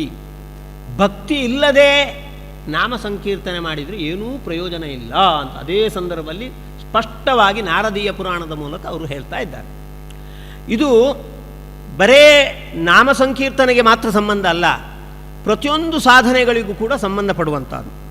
ಅದನ್ನೇ ಚತುರ್ಮುಖ ದೇವರು ಈ ಸಂದರ್ಭದಲ್ಲಿ ಹೇಳುವಂಥದ್ದು, ಕಿಂ ಸ್ಯಾದ್ ವರ್ಣಾಶ್ರಮಾಚಾರೈ ಕಿಂ ದಾನೈ ಕಿಂ ತಪಶ್ರುತೈ ಸರ್ವಾಘಗ್ನೋಕ್ತಮ ಶ್ಲೋಕೆ ನಚೇದ್ ಭಕ್ತಿ ಅದೋಕ್ಷಜೆ. ಪರಮಾತ್ಮನಲ್ಲಿ ಭಕ್ತಿ ಇಲ್ಲದಿದ್ದರೆ ಯಾವುದೇ ಆಚರಣೆಗೆ, ಯಾವುದೇ ಧರ್ಮಕ್ಕೆ ಫಲ ಇಲ್ಲ ಅಂತ ಹೇಳುವಂಥದ್ದು. ಇದರಲ್ಲಿ ಒಂದು ಯುಕ್ತಿ ಇದೆ, ಗಮನಿಸಬೇಕಾದದ್ದು. ಕಡಾಕಡಿಯಾಗಿ ಭಕ್ತಿ ಇಲ್ಲದೆ ಮಾಡಿರ್ತಕ್ಕಂಥ ಯಾವುದೇ ಸಾಧನೆ ಉಪಯೋಗ ಇಲ್ಲ ಅಂತ ಹೇಳ್ತಿರಲ್ಲ, ಹೇಗೆ ಅಂದರೆ ಗಮನಿಸಬೇಕಾದದ್ದು, ಯಾವುದೇ ಸಾಧನೆಯಿಂದ ನಮಗೆ ಫಲ ದೊರಕಬೇಕಾಗಿದ್ರೆ ಅದು ಭಗವಂತನಿಂದಲೇ ದೊರಕುವಂಥದ್ದು. ಫಲಮತ ಉಪಪತ್ತೇಹೆ ಅಂತ ಒಂದು ಬ್ರಹ್ಮಸೂತ್ರ, ವೇದವ್ಯಾಸರು ಮಾಡಿರ್ತಕ್ಕಂಥ ಒಂದು ನಿರ್ಣಯ. ಫಲಂ ಅತಯೇವ, ಭಗವಂತನೇ ಫಲವನ್ನು ಕೊಡುವಂಥದ್ದು. ಬರೇ ಭಗವಂತನ ಭಜನೆಗೆ ಮಾತ್ರ ಅಲ್ಲ, ಯಾವುದೇ ಬಗೆಯ ಸಾಧನೆ ಇರ್ಬೋದು, ಇತರ ದೇವತೆಗಳ ಕುರಿತಾದ ಸಾಧನೆಯೇ ಇರ್ಬೋದು, ಎಲ್ಲ ಸಾಧನೆಗಳಿಗೂ ಕೂಡ ಫಲ ಕೊಡುವುದು ಭಗವಂತನೇ. ಯಾಕೆ ಅಂದರೆ ಉಪಪತ್ತೇಹೇ ಅಂತ ಹೇಳ್ತಾರೆ. ಉಪಪತ್ತಿ ಅಂದರೆ ಯುಕ್ತಿ. ಏನದು ಯುಕ್ತಿ ಅಂದರೆ, ಯಾವುದಾದ್ರೂ ಫಲ ಕೊಡಲಿಕ್ಕೆ ಸ್ವಾತಂತ್ರ್ಯ ಇರುವುದು ಯಾರಿಗೆ? ಭಗವಂತನಿಗೆ. ಬೇರೆ ಯಾವುದೇ ದೇವತೆಗಳಿಗೆ, ಬೇರೆ ಯಾವುದೇ ಕರ್ಮಗಳಿಗೆ ಸ್ವಾತಂತ್ರ್ಯ ಇಲ್ಲ. ಹಾಗಾಗಿ ಸ್ವಾತಂತ್ರ್ಯ ಇರುವುದು ಭಗವಂತನಲ್ಲಿ ಮಾತ್ರ. ಫಲದಾನ ಸ್ವಾತಂತ್ರ್ಯ ಇರುವುದು ಭಗವಂತನಲ್ಲಿ ಮಾತ್ರ. ಉಪಪತ್ತಿ ಆದುದರಿಂದ ಫಲ ಅತಯೇವ, ಫಲ ಭಗವಂತನಿಂದಲೇ ಬರುವಂಥದ್ದು. ನಾವು ಯಾವ ಸಾಧನೆ ಬೇಕಾದರೆ ನಡೆಸೋಣ, ಆ ಸಾಧನೆಯಿಂದ ಫಲ ಬರಬೇಕಾದ್ರೆ ಭಗವಂತ ಪ್ರಸನ್ನನಾಗಿ ಫಲ ಕೊಡಬೇಕಾದದ್ದು. ಭಗವಂತ ಸಂತೋಷಗೊಳ್ಳುವುದು ಯಾವುದಕ್ಕೆ ಅಂದರೆ ಅವ ಭಕ್ತಿಗೆ ಮಾತ್ರ. ಭಕ್ತಿಗೆ ಮಾತ್ರ ಕರಗತಕ್ಕಂಥವ ಭಗವಂತ. ಭಕ್ತಿ ಬಿಟ್ಟು ಬೇರೆ ಯಾವ ಪದಾರ್ಥವನ್ನು ಅವ ಅಪೇಕ್ಷೆ ಪಡುವುದೇ ಇಲ್ಲ. ಭಕ್ತೈಕ ವಶ್ಯ ಪ್ರಭು ಅಂತ ಇರುವಂಥದ್ದು. ಹಾಗಾಗಿ ಯಾವುದೇ ಸಾಧನೆ ಭಗವಂತನ ಮೂಲಕ ಫಲಪ್ರದ ಆಗಬೇಕಾಗಿದ್ರೆ ಭಗವಂತನ ಪ್ರೀತಿಗೆ ಪಾತ್ರವಾಗಿರ್ತಕ್ಕಂಥ ಭಕ್ತಿಯಿಂದ ಸಹಿತವಾಗಿರಬೇಕು. ಆ ಅಭಿಪ್ರಾಯದಲ್ಲಿ ಚತುರ್ಮುಖ ಕಿಂ ಸ್ಯಾತ್ ವರ್ಣಾಶ್ರಮಾಚಾರೈ, ಭಕ್ತಿ ಇಲ್ಲದೇ ಇರತಕ್ಕಂಥ ವರ್ಣ ಆಶ್ರಮದ ಆಚಾರಗಳಿಂದ ಏನು ಉಪಯೋಗ, ಯಾವುದೇ ಸಾಧನೆ ಅದು ಫಲಪ್ರದ ಆಗಬೇಕಾದ್ರೆ ಭಗವದ್ಭಕ್ತಿ ಪೂರಕವಾಗಿರಬೇಕು, ಅದಕ್ಕೆ ಪೂರಕವಾಗಿರಬೇಕು ಅಂತ ಹೀಗೆ ಸ್ಪಷ್ಟಪಡಿಸಿದ್ದಾನೆ. ಚತುಶ್ಲೋಕಿ ಭಾಗವತದಲ್ಲಿ ಬಹಳ ಪ್ರಮುಖವಾಗಿರ್ತಕ್ಕಂಥದ್ದು. ದ್ವಿತೀಯ ಸ್ಕಂದದಲ್ಲಿ ಬರುತ್ತೆ. 4 ಶ್ಲೋಕದಲ್ಲಿ ಇರತಕ್ಕಂಥ ಭಾಗವತ. ಅದನ್ನು ಚತುರ್ಮುಖನಿಗೆ ನಾರಾಯಣ ರೂಪಿ ಪರಮಾತ್ಮ ಉಪದೇಶ ಮಾಡಿರುವಂಥದ್ದು. ಅದರ ಹಿನ್ನೆಲೆಯನ್ನು ನಾವು ಗಮನಿಸಬೇಕಾದದ್ದು. ಚತುರ್ಮುಖ ಹೇಳ್ತಾ ಇದ್ದಾನೆ, ಭಗವತ್ ಶಿಕ್ಷಿತಮಹಂ ಕರವಾಣಿ ಹ್ಯತಂದ್ರಿತಃ. ಪರಮಾತ್ಮ, ನಿನ್ನ ಶಿಕ್ಷಣೆಗೆ ಅನುಗುಣವಾಗಿ ಈ 14 ಲೋಕಗಳ ಸೃಷ್ಟಿಯನ್ನು ನಾನು ಮಾಡ್ತೇನೆ. ಆದರೆ ನೇಹಮಾನ ಪ್ರಜಾಸರ್ಗಂ ಬದ್ಧೇಯಂ ಯದನುಗ್ರಹ. ಆದರೆ ನನಗೊಂದು ಅಂಜಿಕೆ ಇದೆ.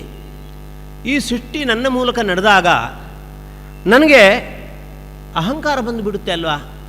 ನಾನು ಮಾಡಿದೆ ಅಂತ ನಾವು ಚಿಕ್ಕ ಪುಟ್ಟ ವಸ್ತುಗಳನ್ನು ನಿರ್ಮಾಣ ಮಾಡಿದ್ರೇ ನಮಗೆ ಅಹಂಕಾರ ಬರುತ್ತೆ. ಹೀಗಿರುವಾಗ ದೊಡ್ಡ ಜಗತ್ತಿನ ಸೃಷ್ಟಿ ಮಾಡಿದರೆ ನನಗೆ ಅಹಂಕಾರ ಬರುವುದಿಲ್ವೇನು? ಅವಿಕ್ಲವಸ್ಥೆ ಪರಿಕರ್ಮಣಿ ಸ್ಥಿತ ಯಾಮೇ ಸಮುನ್ನದ್ಧ ಮದೋ ಅಜಮಾನಿನಃ. ನಿನ್ನ ಸೇವೆಯಲ್ಲಿ, ಜಗತ್ಸೃಷ್ಟಿ ರೂಪವಾದ ನಿನ್ನ ಸೇವೆಯಲ್ಲಿ ನಾನು ತೊಡಗಿದಾಗ ನನಗೆ ಅಹಂಕಾರ ಬರಬಾರ್ದು. ಹಾಗಿದ್ರೆ ನಾನು ಏನು ಮಾಡಬೇಕು ಅಂತ ಕೇಳ್ತಾನೆ. ಇದಕ್ಕೆ ಪರಿಹಾರಕವಾಗಿ ನಾರಾಯಣ ರೂಪಿ ಪರಮಾತ್ಮ ಅವನಿಗೆ ಚತುಶ್ಲೋಕಿ ಭಾಗವತದ ಉಪದೇಶ ಮಾಡುವಂಥದ್ದು. ಆ ಚತುಶ್ಲೋಕಿ ಭಾಗವತದಲ್ಲಿ ಮುಖ್ಯವಾಗಿರುವಂಥದ್ದು ಏನು ಅಂದರೆ, ಭಗವಂತ ಒಬ್ಬನೇ ಸ್ವತಂತ್ರ, ಸ್ವಾತಂತ್ರ್ಯ ಬೇರೆ ಯಾರಲ್ಲೂ ಇಲ್ಲ. ಭಗವಂತ ಇನ್ನು ಯಾರನ್ನೂ ಅಪೇಕ್ಷೆ ಪಡದೆ ಎಲ್ಲವನ್ನು ಸೃಷ್ಟಿ ಮಾಡ್ತಾನೆ. ಈ 2 ಪ್ರಮೇಯಗಳು ಬಹಳ ಮುಖ್ಯವಾಗಿರುವಂಥದ್ದು. ಇದನ್ನು ತಿಳ್ಕೊಂಡು ಬಿಟ್ಟರೆ ಯಾರಿಗೂ ಅಹಂಕಾರ ಬರಲಿಕ್ಕೆ ಅವಕಾಶವೇ ಇಲ್ಲ. ಅದರಲ್ಲಿ ಒಂದು ಮಾತು, ಏತಾವದೇವ ಜಿಜ್ಞಾಸ್ಯಂ ತತ್ವಜಿಜ್ಞಾಸುನಾತ್ಮನಃ. ಪರಮಾತ್ಮನ ತತ್ವವನ್ನು ಯಾರು ವಿಚಾರ ಮಾಡಲಿಕ್ಕೆ ಇಷ್ಟಪಡ್ತಾನೆ ಅವನು ಇಷ್ಟನ್ನಂತೂ ತಿಳ್ಕೊಳ್ಳೇಬೇಕಂತೆ. ಏನು ಅಂದರೆ, ಅನ್ವಯ ವ್ಯತಿರೇಕಾಭ್ಯಾಂ ಯಸ್ಯ ಸರ್ವತ್ರ ಸರ್ವದಾ. ಭಗವಂತ ಅನ್ವಯ ಮತ್ತು ವ್ಯತಿರೇಕದಿಂದ ಭಗವಂತನ ಅಸ್ತಿತ್ವವನ್ನು ತಿಳ್ಕೊಳ್ಬೇಕು ಅಂತ. ಯಾವುದೇ ಪದಾರ್ಥ ಎಲ್ಲೇ ಇರಲಿ ಅಲ್ಲಿ ಭಗವಂತ ಇರಲೇಬೇಕು. ಭಗವಂತ ಇದ್ದೇ ಆ ಶಕ್ತಿಯನ್ನು ಉದ್ಬೋಧಗೊಳಿಸುವವ. ಹಾಗಂತ ಭಗವಂತ ಬೇರೆ ಯಾರಿಗೂ ಕೂಡ ಅವ ಅಧೀನನಾಗಿಲ್ಲ. ಇದು ವ್ಯತಿರೇಕ ವ್ಯಾಪ್ತಿ. ಅನ್ವಯ ವ್ಯಾಪ್ತಿಯಿಂದ ಯಾವ ಪದಾರ್ಥ ಎಲ್ಲಿ ಏನು ಕೆಲಸ ಮಾಡಿದರೂ ಅಲ್ಲಿ ಭಗವಂತನ ಪಾತ್ರ ಇದ್ದೇ ಇದೆ ಅಂತ. ವ್ಯತಿರೇಕ ವ್ಯಾಪ್ತಿ ಅಂದರೆ ಭಗವಂತ ಮಾತ್ರ, ಬೇರೆ ಯಾರನ್ನೂ ಅವಲಂಬಿಸಿಲ್ಲ ಅಂತ. ಈ 2 ಅನ್ವಯ ಮತ್ತು ವ್ಯತಿರೇಕದಿಂದ ಭಗವಂತನ ಒಂದು ಮಹತ್ವವನ್ನು ನಾವು ತಿಳ್ಕೊಂಡ್ರೆ ಭಗವಂತನ ಬಗ್ಗೆ ಸರಿಯಾದ ಮಾಹಿತಿ ಬಂದಂತೆ. ಈ ವಿಚಾರ ಗೊತ್ತಾಗಿಬಿಟ್ರೆ ಅಹಂಕಾರ ಪಡಲಿಕ್ಕೆ ಅವಕಾಶ ಇಲ್ಲ. ಆದುದರಿಂದ ಈ ಚತುಶ್ಲೋಕಿ ಭಾಗವತದಲ್ಲಿ ಹೇಳಿರ್ತಕ್ಕಂಥ ಈ ವಿಚಾರ ಏನಿದೆ, ಭಗವಂತನ ಸ್ವಾತಂತ್ರ್ಯ, ಅದನ್ನು ಚೆನ್ನಾಗಿ ಮನವರಿಕೆ ಮಾಡಿಕೊಂಡು ನೀನು ಜಗತ್ಸೃಷ್ಟಿ ಮಾಡಿಬಿಟ್ರೆ ನಿನಗೆ ಅಹಂಕಾರ ಬರುವುದಿಲ್ಲ, ಮದ ಬರುವುದಿಲ್ಲ ಅಂತ ನಾರಾಯಣ ರೂಪಿ ಪರಮಾತ್ಮ ಉಪದೇಶ ಮಾಡಿರುವಂಥದ್ದು. ಇದನ್ನು ನಾವು ಕೂಡ ಜೀವನದಲ್ಲಿ ಅಳವಡಿಸಿಕೊಳ್ಬೇಕಾದದ್ದು. ಚಿಕ್ಕ ಪುಟ್ಟ ಸಾಧನೆ ನಮ್ಮಲ್ಲಿ ನಡೆದಾಗ ನಮಗೆ ಅರಿವಿಲ್ಲದೇ ಅಹಂಕಾರ ಬಂದುಬಿಡುತ್ತೆ. ಇದು ಯಾಕೆ ಅಂದರೆ ಭಗವಂತನ ಪಾತ್ರವನ್ನು ನಾವು ಮರೆತದ್ರಿಂದ, ಹರಿಗುರುಗಳ ಅನುಗ್ರಹವನ್ನು ಮರೆತದ್ರಿಂದಾಗಿ ನಮಗೆ ಅದು ಅಹಂಕಾರ ಬರುವಂಥದ್ದು.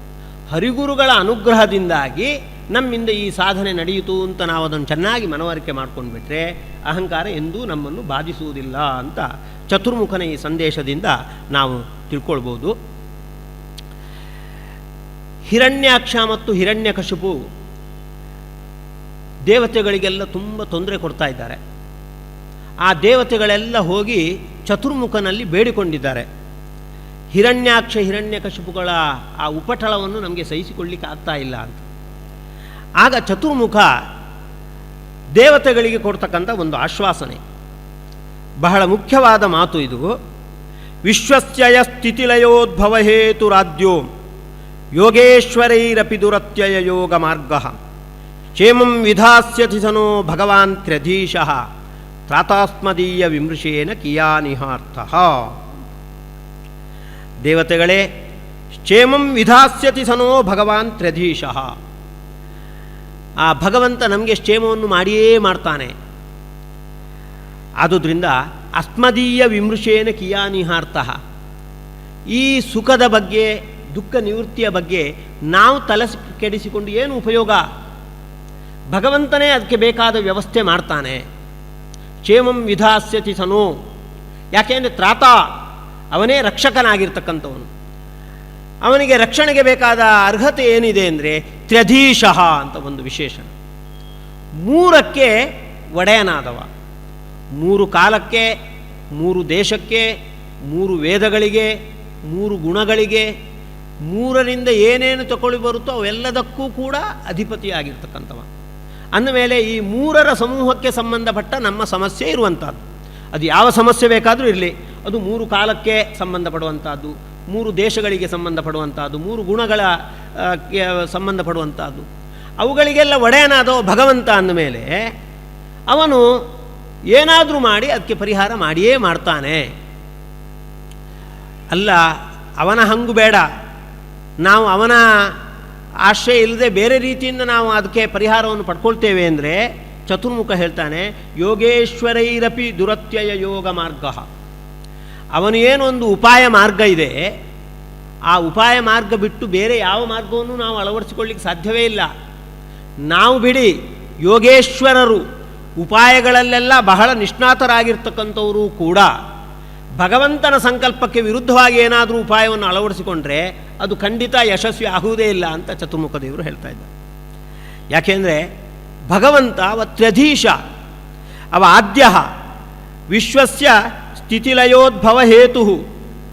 ಜಗತ್ತಿನ ಸ್ಥಿತಿ ಹಾಗೆ ಸೃಷ್ಟಿ ಹಾಗೂ ಲಯ ಈ ಮೂರಕ್ಕೂ ಕೂಡ ಕಾರಣನಾಗಿರ್ತಕ್ಕಂಥ ಅವ. ಅದರಿಂದ ಅವನ ಸಂಕಲ್ಪಕ್ಕೆ ಅನುಗುಣವಾಗಿಯೇ ನಡೆಯುವಂಥದ್ದು. ಆದುದರಿಂದ ಅವ ನಮಗೆ ಕ್ಷೇಮ ಮಾಡಿಯೇ ಮಾಡ್ತಾನೆ. ಯಾಕೆಂದರೆ ದೇವರ ಸೃಷ್ಟಿಯ ಉದ್ದೇಶವೇ ಸಾತ್ವಿಕರ ಸ್ವಭಾವದ ಅಭಿವೃದ್ಧಿಯಾಗಿ ಅವರು ಮೋಕ್ಷವನ್ನು ಹೊಂದಬೇಕು ಅನ್ನುವುದಕ್ಕಾಗಿಯೇ ಅವ ಸೃಷ್ಟಿ ಮಾಡಿರುವಂಥದ್ದು. ಹಾಗಾಗಿ ಕ್ಷೇಮಂ ವಿಧಾಸ್ಯತಿ ಸನೋ ಭಗವಾನ್ ತ್ರ್ಯಧೀಶಃ ತ್ರಾತಾಸ್ಮದೀಯ ವಿಮೃಶೇನ ಕಿಯಾನಿಹಾರ್ಥ. ಈ ವಿಷಯದಲ್ಲಿ ನಾವು ತಲೆ ಕೆಡಿಸ್ಕೊಳ್ಬೇಕಾಗಿಲ್ಲ. ನಾವು ಇಷ್ಟು ಮಾಡಬೇಕಾದದ್ದು ನಮ್ಮ ಸಮಸ್ಯೆಯನ್ನು ದೇವರ ಮುಂದೆ ನಾವು ಪ್ರಸ್ತುತಪಡಿಸುವಂಥದ್ದು. ಈ ರೀತಿ ಸಮಸ್ಯೆಯ ಸುಳಿಗೆ ನಾನು ಸಿಕ್ಕಿದ್ದೇನೆ, ಏನಾದರೂ ಮಾಡಿ ನನ್ನನ್ನು ಪಾರು ಮಾಡು ಅಂತ ಅವನಿಗೆ ನಾವು ಶರಣಾಗತರಾಗಿದ್ದರೆ ಯೋಗಶ್ಚೇಮಂ ವಹಾಮ್ಯಹಂ ತೇಷಾಂ ನಿತ್ಯಾಭಿಯುಕ್ತಾನಾಂ ಯೋಗಶ್ಚೇಮಂ ವಹಾಮ್ಯಹಂ ಅಂತ ಯಾರು ಆಶ್ವಾಸನೆ ಕೊಟ್ಟಿದ್ದಾನೆ, ಯಾರು ನಿತ್ಯ ಅಭಿಯುಕ್ತರಾಗಿರ್ತಕ್ಕಂಥ ಭಕ್ತರಿದ್ದಾರೆ ಅವರ ಯೋಗಕ್ಷೇಮವನ್ನು ನಾನು ನಿರ್ವಹಿಸಿಯೇ ತೀರ್ತೇನೆ ಅಂತ ಆಶ್ವಾಸನೆ ಕೊಟ್ಟಿದ್ದಾನೆ. ಆ ಭಗವಂತ ಕ್ಷೇಮಂ ವಿಧಾಸ್ಯತಿ, ಅವ ಖಂಡಿತ ಕ್ಷೇಮವನ್ನು ಮಾಡಿಯೇ ಮಾಡ್ತಾನೆ ಅಂತ ಚತುರ್ಮುಖ ದೇವರು ದೇವತೆಗಳಿಗೆ ಆ ಸಂದರ್ಭದಲ್ಲಿ ಕೊಟ್ಟಿರ್ತಕ್ಕಂಥ ಆಶ್ವಾಸನೆ. ಇದು ಬರೇ ದೇವತೆಗಳು ಮಾತ್ರ ಅಲ್ಲ, ನಾವು ಯಾವುದಾದ್ರೂ ಒಂದು ಸಮಸ್ಯೆಗೆ ಒಳಗಾದಾಗಲೂ ಕೂಡ ಚತುರ್ಮುಖರ ಈ ಆಶ್ವಾಸನೆಯನ್ನು ನಾವು ನೆನಪಿಸಿಕೊಳ್ಬೇಕಾದದ್ದು. ಸಮಸ್ಯೆ ಯಾರ ಮೂಲಕ ಹೇಗೆ ಬೇಕಾದರೂ ಬಂದರೂ ಕೂಡ ಅದು ಮೂಲಭೂತವಾಗಿ ಭಗವಂತನಿಂದೇ ಬರುವಂಥದ್ದು. ಸರ್ವಕ್ಕೂ ಕೂಡ ಕಾರಣನಾಗಿರ್ತಕ್ಕಂಥ ಭಗವಂತ ನಮ್ಮ ಸಮಸ್ಯೆಗೂ ಕೂಡ ಕಾರಣ ಅವನೇ ಆಗಿರ್ತಾನೆ. ಅದರ ಪರಿಹಾರವೂ ಕೂಡ ಪೂರ್ಣ ಪ್ರಮಾಣದಲ್ಲಿ ಆಗಬೇಕಾದದ್ದು ಭಗವಂತನಿಂದಲೇ ಆಗಬೇಕಾದದ್ದು. ಲೌಕಿಕವಾಗಿ ಬೇರೆ ವ್ಯಕ್ತಿಗಳು ಬೇರೆ ಯಾವುದೋ ಒಂದು ಘಟನೆಯಿಂದಾಗಿ ಆ ಸಮಸ್ಯೆ ಪರಿಹಾರ ಆಯಿತು ಅಂದರೂ ಕೂಡ ಆ ಘಟನೆ ಆ ವ್ಯಕ್ತಿ ಅವನ್ನೆಲ್ಲ ಪ್ರೇರಣೆ ಮಾಡುವ ಭಗವಂತ. ಹಾಗೆ ಅವನಿಂದಲೇ ಸಮಸ್ಯೆ ಪರಿಹಾರ ಆಗಬೇಕಾದದ್ದು. ಅವ ಖಂಡಿತ ಪರಿಹಾರ ಮಾಡಿಯೇ ಮಾಡ್ತಾನೆ. ಕ್ಷೇಮಂ ವಿಧಾಸ್ಯತಿ ಸನೋ ಭಗವಾನ್ ತ್ರ್ಯಧೀಶಃ ಅಂತ ಚತುರ್ಮುಖನ ಮಾತಿನ ಹಿನ್ನೆಲೆಯಲ್ಲಿ ಭಗವಂತನ ಆಶ್ವಾಸನೆಯನ್ನು ನಾವು ನೆನಪಿಸಿಕೊಂಡು ಆದಷ್ಟು ಜೀವನದಲ್ಲಿ ಕಂಗೆಡದೆ ಭಗವಂತನ ನಮಗೆ ರಕ್ಷಕ ಇದ್ದಾನೆ ಅನ್ನುವ ಚಿಂತನೆಯನ್ನು ಅನುಸಂಧಾನವನ್ನು ತಂದುಕೊಳ್ಬೇಕಾದದ್ದು. ವಿಷ್ಣು ಸಹಸ್ರನಾಮದಲ್ಲಿ ಆತ್ಮಯೋನಿ ಸ್ವಯಂ ಜಾತಃ ಅಂತ ಒಂದು ಮಾತು ಬರುತ್ತೆ. ಇದಕ್ಕೆ ಆತ್ಮ ಅಂದರೆ ತಾನು ಅಂತ ಅರ್ಥ. ತಾನೇ ತನ್ನ ಉತ್ಪತ್ತಿಗೆ ಕಾರಣನಾದವ. ಯಾಕಂದರೆ ಸ್ವಯಂ ಜಾತಃ, ಸ್ವತಂತ್ರನಾಗಿ ತಾನೇ ಪ್ರಾದುರ್ಭೂತನಾದವ ಅಂತ ಒಂದು ಅರ್ಥ. ಇದರ ಜೊತೆಗೆ ಇನ್ನೊಂದು ಅರ್ಥವನ್ನು ನಾವು ಚಿಂತನೆ ಮಾಡಬೇಕಾದದ್ದು. ಆತ್ಮ ಅಂದರೆ ಚತುರ್ಮುಖ ಅಂತ ಒಂದು ಅರ್ಥ ಇದೆ. ಯಾಕೆ ಅಂದರೆ ಆತನೋತೀತಿ ಆತ್ಮ ಅಂತ ಅರ್ಥ, ಎಲ್ಲ ಕಡೆ ವ್ಯಾಪಿಸಿರುವವ ಅಂತ. ಚತುರ್ಮುಖ ಮಹತ್ತತ್ವಕ್ಕೆ ಅಭಿಮಾನಿಯಾದವ. ಮಹತ್ತತ್ವ ಎಲ್ಲ ಕಡೆ ವ್ಯಾಪಿಸಿದೆ. ಹಾಗಾಗಿ ಮಹತ್ತತ್ವದ ಮೂಲಕ ಎಲ್ಲ ಕಡೆ ವ್ಯಾಪಿಸಿರುವವ ಚತುರ್ಮುಖ ಎನ್ನುವ ಅರ್ಥದಲ್ಲಿ ಅವನನ್ನು ಆತ್ಮ ಅಂತ ಕರೆಯುವುದು. ಆ ಚತುರ್ಮುಖನೇ ಕಾರಣನಾಗಿ ಉಳ್ಳವ ಭಗವಂತ, ಸ್ವಯಂ ಜಾತಃ, ಸ್ವತಂತ್ರನಾಗಿ ಪ್ರಾದುರ್ಭೂತನಾಗುವವ. ಚತುರ್ಮುಖ ಯಾವ ಸಂದರ್ಭದಲ್ಲಿ ಕಾರಣನಾಗಿದ್ದಾನೆ ಅಂದರೆ, ಚತುರ್ಮುಖನ ಮೂಲಕ ಶತರೂಪೆ ಮತ್ತು ಸ್ವಯಂಭೂಮನು ಇಬ್ಬರು ಕೂಡ ಹುಟ್ಟಿಕೊಳ್ತಾರೆ. ಚತುರ್ಮುಖ ಹೇಳ್ತಾನೆ ಸ್ವಯಂಭೂಮನುವಿಗೆ, ನೀನು ಸೃಷ್ಟಿಯ ವಿಸ್ತಾರ ನಡೆಸಬೇಕು ಅಂತ. ಆಗಬಹುದು ಅಂತ ತೊಡಗಿದಾಗ ಆದಿಹಿರಣ್ಯಾಕ್ಷ ಇದ್ದಕ್ಕಿದ್ದಂತೆ ಆ ಭೂಮಿಯನ್ನು ಕಕ್ಷೆಯಿಂದ ತಪ್ಪಿಸಿ ಅದು ಮುಳುಗುವಂತೆ, ಸಮುದ್ರದಲ್ಲಿ ಮುಳುಗುವಂತೆ ಮಾಡ್ತಾನೆ. ಆಗ ಚತುರ್ಮುಖ ಕಂಗಾಲಾಗಿ ಯಸ್ಯಾಹಂ ಹೃದಯಾದಾಸಂ ಸೈಶೋ ವಿದದಾತುಷಂ ಅಂತ, ಯಾರ ಭಗವಂತನಿಂದ ನಾನು ಹುಟ್ಟಿದ್ದೇನೆಯೋ ಆ ಭಗವಂತ ನನಗೆ ಕ್ಷೇಮವನ್ನುಂಟು ಮಾಡಲಿ ಅಂತ ಪ್ರಾರ್ಥನೆ ಮಾಡ್ತಾನೆ. ಆಗ ಭಗವಂತ ಸೂಕರ ರೂಪದಲ್ಲಿ ಚತುರ್ಮುಖನ ನಾಸಾರಂಧ್ರದಿಂದ ಅಭಿವ್ಯಕ್ತನಾಗ್ತಾನೆ. ಅಂಗುಷ್ಟ ಪ್ರಮಾಣಕಃ ಅಂತ ಹೇಳ್ತಾರೆ. ಒಂದು ಅಂಗುಷ್ಟದಂತೆ ಚಿಕ್ಕ ರೂಪದಲ್ಲಿ ಅವನ ಮೂಗಿನ ರಂಧ್ರದಿಂದ ಪ್ರಾದುರ್ಭೂತನಾಗ್ತಾನೆ. ಇದ್ದಕ್ಕಿದ್ದಂತೆ ಬೆಟ್ಟದ ಗಾತ್ರನಾಗಿ ಬೆಳೀತಾನೆ ಅಂತ ಮುಂದೆ ಬರುತ್ತೆ. ಹಾಗಾಗಿ ಸೂಕರ ರೂಪಿ ಪರಮಾತ್ಮ ಚತುರ್ಮುಖನ ನಾಸಾರಂಧ್ರದಿಂದ ಅಭಿವ್ಯಕ್ತನಾದವ. ಹಾಗಾಗಿ ಆತ್ಮಯೋನಿಹಿ, ಆತ್ಮ ಅಂದರೆ ಮಹತ್ತತ್ವಕ್ಕೆ ಅಭಿಮಾನಿಯಾಗಿದ್ದುಕೊಂಡು ಆತ್ಮ ಅಂತ ಅನಿಸಿರ್ತಕ್ಕಂಥ ಚತುರ್ಮುಖ, ಅವನೇ ಕಾರಣನಾಗಿ ಉಳ್ಳವ ಸೂಕರ ರೂಪಿ ಪರಮಾತ್ಮನಿಗೆ. ಹಾಗಂತ ನಮ್ಮ ಹಾಗೆ ಪ್ರಾರಬ್ಧ ಕರ್ಮದಿಂದ ಹುಟ್ಟುವವಲ್ಲ, ಸ್ವಯಂ ಜಾತಃ, ಸ್ವತಂತ್ರನಾಗಿ ತನ್ನ ಇಚ್ಛೆಗೆ ಅನುಗುಣವಾಗಿಯೇ ಚತುರ್ಮುಖನ ನಾಸಾರಂಧ್ರದಿಂದ ಅಭಿವ್ಯಕ್ತನಾದವ. ಆದರೆ ಆತ್ಮಯೋನಿ, ಚತುರ್ಮುಖನ ಮೂಲಕ ಬೆಳಕಿಗೆ ಬಂದವ ಅಂತ ಈ ರೀತಿಯ ಒಂದು ಚಿಂತನೆಯನ್ನು ನಾವು ನಡೆಸಬಹುದಾಗುತ್ತೆ. ಚತುರ್ಮುಖ ರುದ್ರದೇವರ ಅಪ್ಪ ಅಂತ ಭಾಗವತ ಉಲ್ಲೇಖ ಮಾಡುತ್ತೆ ಪ್ರಾರಂಭದಲ್ಲಿ. ಆದರೆ ಸ್ವಾರಸ್ಯ, ಕೆಲವು ಸಂದರ್ಭದಲ್ಲಿ ಚತುರ್ಮುಖ ರುದ್ರದೇವರ ಸ್ತುತಿ ಮಾಡುವಂಥದ್ದಿದೆ. ದಕ್ಷಯಜ್ಞ ಭಂಗದ ಪ್ರಸಂಗದಲ್ಲಿ ಎಲ್ಲ ದೇವತೆಗಳು ಹೋಗಿ ಕೈಲಾಸಕ್ಕೆ ಹೋಗಿ ರುದ್ರದೇವರನ್ನು ಪ್ರಾರ್ಥನೆ ಮಾಡಿದರು ಅಂತ ಬರುತ್ತೆ. ಅದರಲ್ಲಿ ಎದುರಲ್ಲಿ ಯಾರಿರ್ತಾನೆ ಅಂದರೆ ಚತುರ್ಮುಖ. ಚತುರ್ಮುಖನೇ ಮುಂತಾದ ದೇವತೆಗಳೆಲ್ಲ ಕೈಲಾಸಕ್ಕೆ ಹೋಗಿ ರುದ್ರದೇವರನ್ನು ಪ್ರಾರ್ಥನೆ ಮಾಡಿದರು. ಚತುರ್ಮುಖನು ಸೇರಿದ್ದಾನೆ. ಚತುರ್ಮುಖ ಹೇಗೆ ರುದ್ರದೇವರನ್ನು ಪ್ರಾರ್ಥನೆ ಮಾಡ್ತಾನೆ? ಇದು ಅಲ್ಲಲ್ಲಿ ಬರುತ್ತೆ, ಬೇರೆ ಪುರಾಣಗಳಲ್ಲಿ ವಿಪುಲವಾಗಿ ಬರುತ್ತೆ, ಭಾಗವತದಲ್ಲಿ ಕೆಲವು ಕಡೆ ಎಲ್ಲ ಬರುತ್ತೆ. ಇದನ್ನು ನಾವು ಹೇಗೆ ಕೂಡಿಸ್ಬೇಕು ಅಂದರೆ, ಇದಕ್ಕೆ ಆಚಾರ್ಯರು ಒಂದು ಉತ್ತಮವಾಗಿರ್ತಕ್ಕಂಥ ಒಂದು ಪ್ರಕ್ರಿಯೆಯನ್ನು ಪ್ರಸ್ತುತಪಡಿಸ್ತಾರೆ. ಮಿಶ್ರಸ್ತುತಿ ಅಂತ. ಮಿಶ್ರಸ್ತುತಿ ಅಂದರೆ ಎದುರಿಗೆ ಇರ್ತಕ್ಕಂಥ ವ್ಯಕ್ತಿಯನ್ನು ಸ್ತುತಿ ಮಾಡ್ತಾ ಇರುವಂಥದ್ದು. ಆದರೆ ಆ ಸ್ತುತಿಯಲ್ಲಿ ಬಂದಿರತಕ್ಕಂಥ ಎಲ್ಲ ಗುಣಗಳು, ಗುಣವಾಚಕವಾದ ಶಬ್ದ ಆ ಎದುರಿಗಿರುವ ವ್ಯಕ್ತಿಯಲ್ಲಿ ಅದು ಅನ್ವಯ ಆಗುವುದಿಲ್ಲ, ಹಾಗಿರುತ್ತೆ. ಆಗ ಆ ವ್ಯಕ್ತಿಯ ಅಂತರ್ಯಾಮಿಯಾದ ಭಗವಂತನ ಪರವಾಗಿ ಅದನ್ನು ನಾವು ತೆರೆದುಕೊಳ್ಬೇಕು. ಮುಖ್ಯವಾಗಿ ಆ ವ್ಯಕ್ತಿ ಅಲ್ಲ, ನಮಗೆ ವ್ಯಕ್ತಿಯ ಒಳಗಿದ್ದ ದೇವರನ್ನು ಗಮನದಲ್ಲಿಟ್ಟುಕೊಂಡು ಆ ಮಾತು ಹೊರಡುವಂಥದ್ದು. ಮಿಶ್ರವಾದ ಸ್ತುತಿ ಎದುರಿಗಿರುವ ವ್ಯಕ್ತಿಯನ್ನು ಕುರಿತಷ್ಟೇ ಹೊರಟ ಸ್ತುತಿ ಅಲ್ಲ, ಅವನ ಒಳಗಿರುವ ದೇವರನ್ನು ಕುರಿತು, ಅಂತರ್ಯಾಮಿ ಭಗವಂತನನ್ನು ಕುರಿತಾದ ಸ್ತುತಿ. ಹಾಗೆ ಚತುರ್ಮುಖ ರುದ್ರದೇವರನ್ನು ಸ್ತುತಿ ಮಾಡುವಂಥದ್ದಿದೆ. ರುದ್ರದೇವರಲ್ಲಿ ಅನ್ವಯ ಆಗದೇ ಇರತಕ್ಕಂಥ ವಿಶೇಷಣಗಳನ್ನೆಲ್ಲ ಹೇಳಿಬಿಡ್ತಾನೆ. ನೀನು ಬರೇ ಸಂಹಾರಕ ಮಾತ್ರ ಅಲ್ಲ, ಸೃಷ್ಟಿಯನ್ನು ಮಾಡುವವನು ನೀನೇ ಸ್ಥಿತಿ ರಕ್ಷಣೆ ಮಾಡುವವ, ಹಾಗೆ ಹೀಗೆಲ್ಲ ಮಾತು ಹೇಳ್ತಾನೆ. ಆ ಯಾವ ಮಾತು ಕೂಡ ರುದ್ರದೇವನಲ್ಲಿ ಅನ್ವಯ ಆಗುವುದಿಲ್ಲ. ಆಗ ಚತುರ್ಮುಖನ ಅನುಸಂಧಾನ ಹೇಗಿರುತ್ತೆ ಅಂದರೆ, ರುದ್ರಾಂತರ್ಯಾಮಿಯಾಗಿರ್ತಕ್ಕಂಥ ನರಸಿಂಹನನ್ನು ಗಮನದಲ್ಲಿಟ್ಟುಕೊಂಡು ಚತುರ್ಮುಖ ಆ ರೀತಿ ಸ್ತುತಿ ಮಾಡ್ತಾನೆ. ಇದು ಆಚಾರ್ಯರು ಮಿಶ್ರಸ್ತುತಿಯ ಪ್ರಕ್ರಿಯೆಯನ್ನು ಪ್ರಸ್ತುತಪಡಿಸಿ, ಈ ರೀತಿ ಯೋಗ್ಯತೆಯಲ್ಲಿ ತಮ್ಮಕ್ಕಿಂತ ಕೆಳಗಿನ ವ್ಯಕ್ತಿಗಳನ್ನು ಸ್ತುತಿ ಮಾಡುವ ಪ್ರಸಂಗ ಬಂದರೆ ಆಗ ಈ ಮಿಶ್ರಸ್ತುತಿಯ ಪ್ರಕ್ರಿಯೆಯನ್ನು ಅಳವಡಿಸಿಕೊಳ್ಬೇಕು ಅಂತ ಆಚಾರ್ಯರು ಹೇಳ್ತಾರೆ. ಯಾಕೆ ಹೀಗೆ ಮಾಡ್ತಾನೆ ಚತುರ್ಮುಖ? ಚತುರ್ಮುಖನ ಸ್ತುತಿಗೆ ನಾವು ಅರ್ಥ ಹಚ್ಚಿದ್ದೇವೆ, ಮಿಶ್ರಸ್ತುತಿಯ ಪ್ರಕ್ರಿಯೆಯಲ್ಲಿ ಈ ಸ್ತುತಿ ನಡೆದದ್ದು ಅಂತ. ಆದರೂ ಚತುರ್ಮುಖ ರುದ್ರನನ್ನು ಯಾಕೆ ಸ್ತುತಿ ಮಾಡಬೇಕು? ನಮ್ಮಲ್ಲಿ ನೀಚಾಧಿಷ್ಠಾನದಲ್ಲಿ ಗೌರವವನ್ನು ಅರ್ಪಿಸುವ ಕ್ರಮ ಇಲ್ಲ. ಶುನಿಚೈವ ಶ್ವಪಾಖೇಚ ಮಂಡಿತಾ ಸಮದರ್ಶಿನಃ ಅಂತ ಹೇಳ್ತೇವೆ ನಾವು.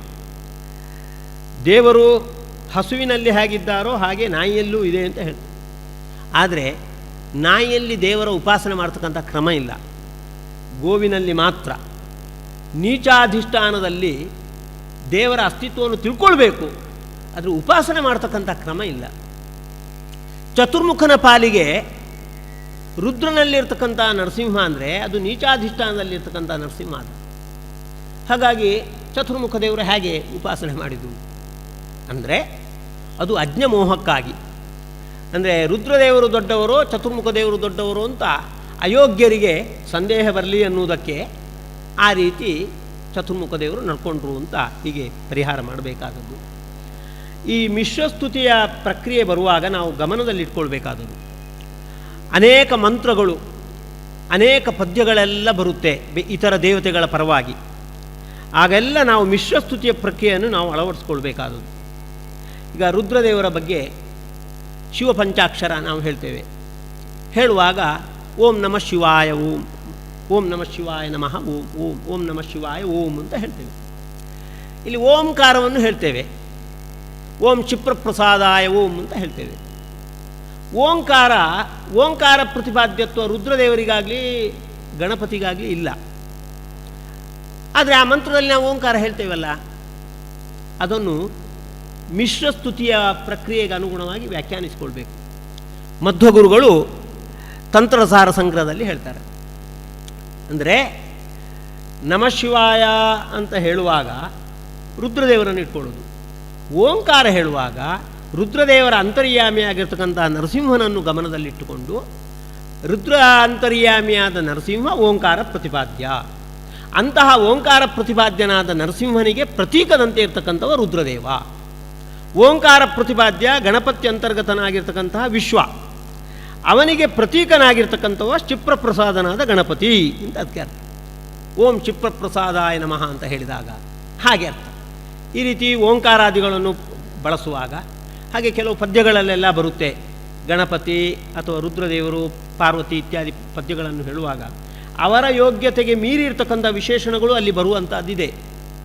ಅದು ಅಶಾಸ್ತ್ರೀಯ ಅಲ್ಲ, ಶಾಸ್ತ್ರೀಯ. ಆದರೆ ಅದನ್ನು ಶಾಸ್ತ್ರೀಯತ್ವವನ್ನು ಕೂಡಿಸುವ ಕ್ರಮ ಹೇಗೆ ಅಂದರೆ ಮಿಶ್ರಸ್ತುತಿಯ ಪ್ರಕ್ರಿಯೆಗೆ ಒಳಪಡಿಸಿ ಅದನ್ನು ಕೂಡಿಸಬೇಕಾದ್ರು. ಆ ದೇವತೆಗಳಿಗೆ ಯಾವ ವಿಶೇಷಣಗಳು ಅನ್ವಯ ಆಗುವ ಯೋಗ್ಯತೆ ಇದೆಯೋ ಅಷ್ಟನ್ನು ಆ ದೇವತೆಗಳಲ್ಲಿ ಅನ್ವಯಿಸಿಕೊಳ್ಳುವುದು. ಯಾವ ವಿಶೇಷಣಗಳು ಅವರಲ್ಲಿ ಕೂಡುವುದಿಲ್ವೋ ಅವುಗಳನ್ನು ಅವರ ಅಂತರ್ಯಾಮಿಯಾಗಿರ್ತಕ್ಕಂಥ ಭಗವಂತನ ಪರವಾಗಿ ಅದನ್ನು ಕೂಡಿಸಬೇಕಾದದ್ದು.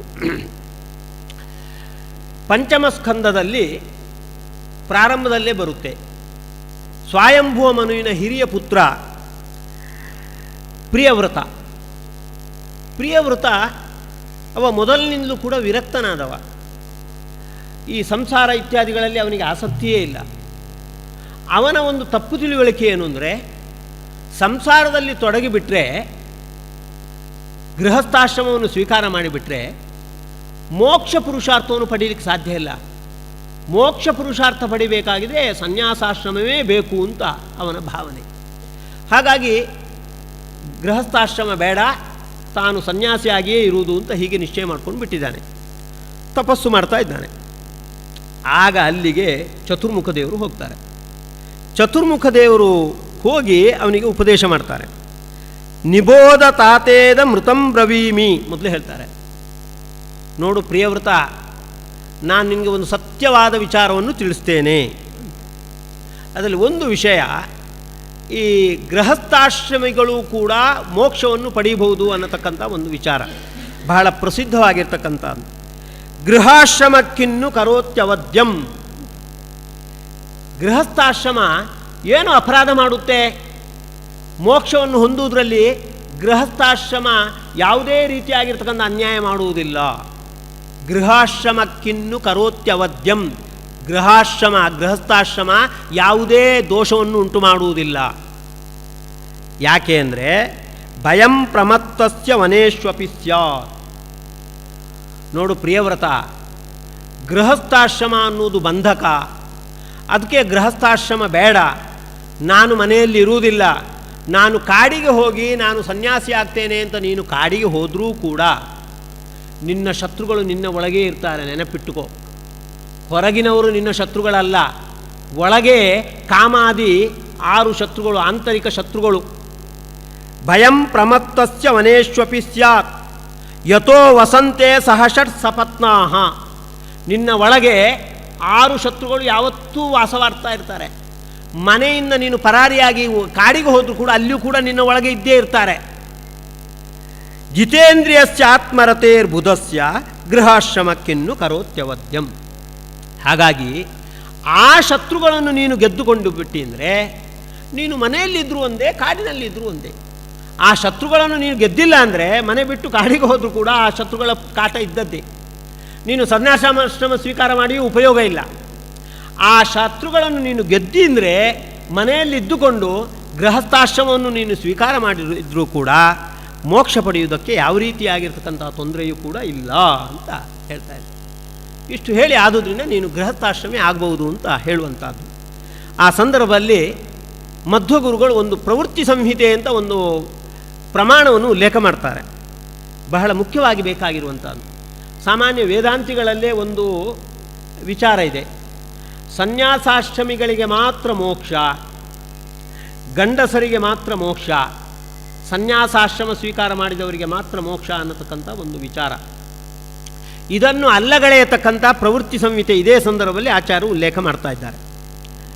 ಅದು ಈ ರೀತಿ ಹೇಳ್ತಾ ಇದೆ ನೋಡಿ, ಯೋ ಯಸ್ಯ ವಿಹಿತೋ ಧರ್ಮೋ ವಿಷ್ಣುನಾ ಪ್ರಭವಿಷ್ಣುನಾ ತೇನ ಮುಕ್ತಿರ್ಭವೇತ್ ತಸ್ಯ.